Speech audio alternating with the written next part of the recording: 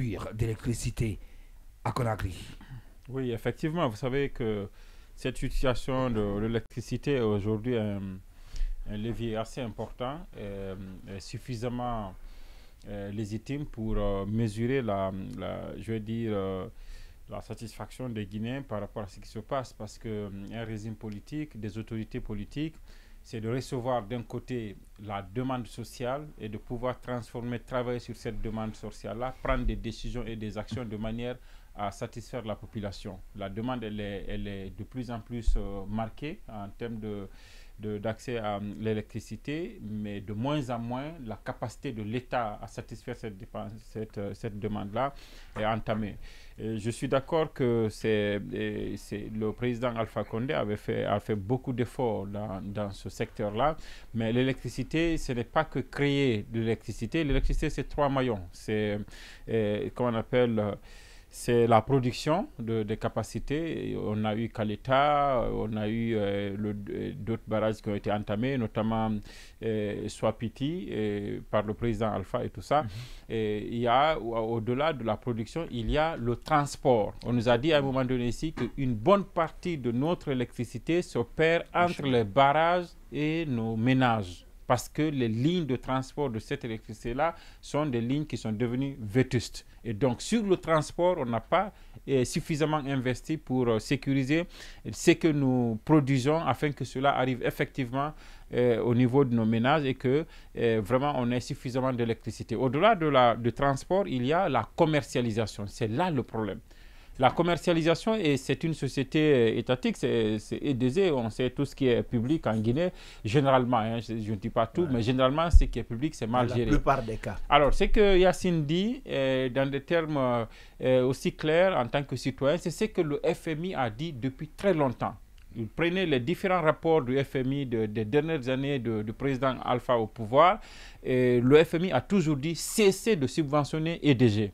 C'est-à-dire qu'il fallait travailler à un moment donné à une situation où EDG arrive à se prendre en charge et que l'État ne soit pas obligé de mettre des milliards comme subvention à EDG. Et donc il fallait le faire progressivement, et on est allé même jusqu'à expérimenter une privatisation avec la société Veolia. Le président Veolia, oui. Mais les belles idées ont toujours... c'est-à-dire qu'en Guinée, il y a toujours... exactement. Mais Veolia est parti avec un constat amer. Le résultat n'a pas été atteint. Et il a réparti les vautours qui voulaient que ça revienne à l'escarcelle de l'État, ont repris la chose. Et EDZ, on sait ce que c'est redevenu. Et aujourd'hui, c'est devenu vraiment un mal parce que l'État ne peut pas subitement cesser de subventionner EDZ. Et malheureusement, le constat que Yacine fait, il s'impose, c'est que malgré les subventions qu'on fait à EDZ, EDZ n'arrive pas à produire d'abord suffisamment d'électricité pour tous les Guinéens, n'arrive pas à transporter cette électricité, n'arrive pas à assurer à l'ensemble de ces Guinéens la pérennité de cette électricité.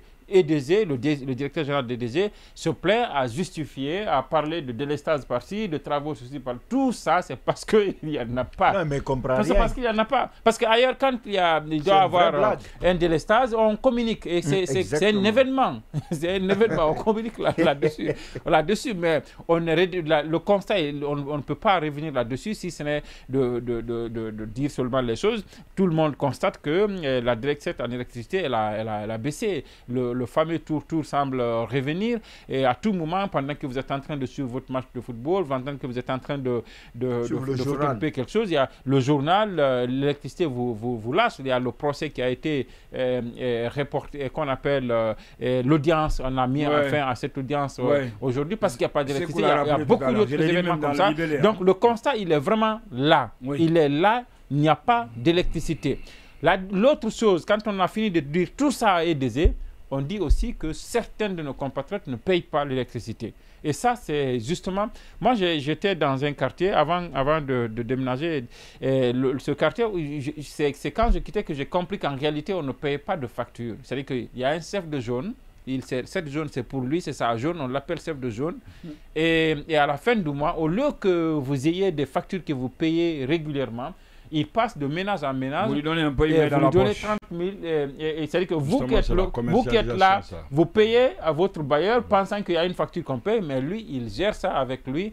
Et puis, après, l'État, lui, n'entre pas en possession de ce argent, alors que le même État est obligé de donner de l'électricité à ces citoyens-là qui sont en train de payer à des individus. Depuis longtemps, ce système a été mis en place. Maintenant, et nouvellement, ce qui est là aussi, parce que j'ai eu ces deux expériences, la nouvelle expérience que j'ai eue, j'ai eu cette expérience aussi. Moi-même, un jour, il m'a été donné d'aller payer l'électricité.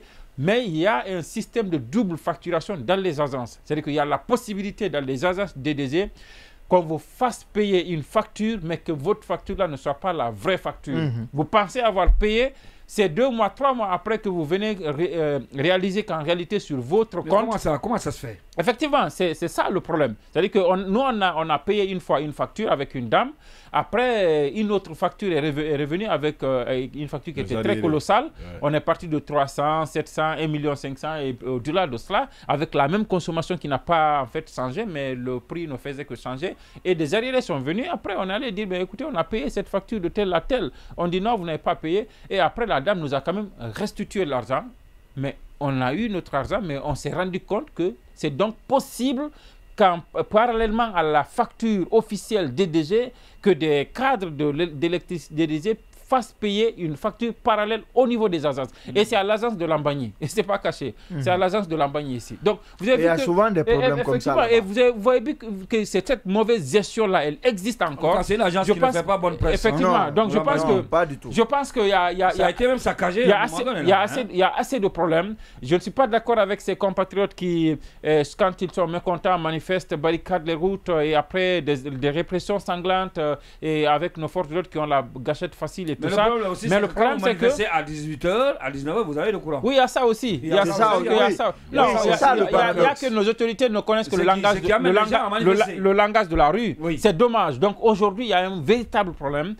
Mais on a tort en réalité de penser que c'est une transition qui doit régler ça. C'est pourquoi à chaque fois qu'on mène un débat comme ça, moi je vous ramène à l'essentiel. L'essentiel, c'est qu'une transition, ça n'a pas vocation de développer, ça n'a pas vocation de refonder l'État, ça n'a pas vocation à refaire le monde, à refaire les choses. C'était de gérer des élections et de laisser une autorité plus légitime et plus techniquement préparée à ça, puisse venir pour faire ça. Parce que ce sont les politiques qui ont des projets de société. Ce n'est pas un groupe de militaires qui, 2 mois ou 3 mois ou 4 mois peut-être avant d'être au pouvoir, n'avait aucun plan de gouvernance, n'avait aucun projet de société et qui viennent subitement prendre les choses en main et qui a la prétention de changer le monde. Donc, je pense qu'il faut toujours rappeler que l'essentiel, ce n'est pas de donner de l'électricité, ce n'est pas de donner quoi que ce soit, c'est de maintenir au moins le minimum qui a été trouvé là et d'aller à des élections et laisser des autorités plus compétentes et nous gérer les demandes sociales que nous avons. Et l'une de ces demandes-là, aujourd'hui, c'est l'accès à l'électricité.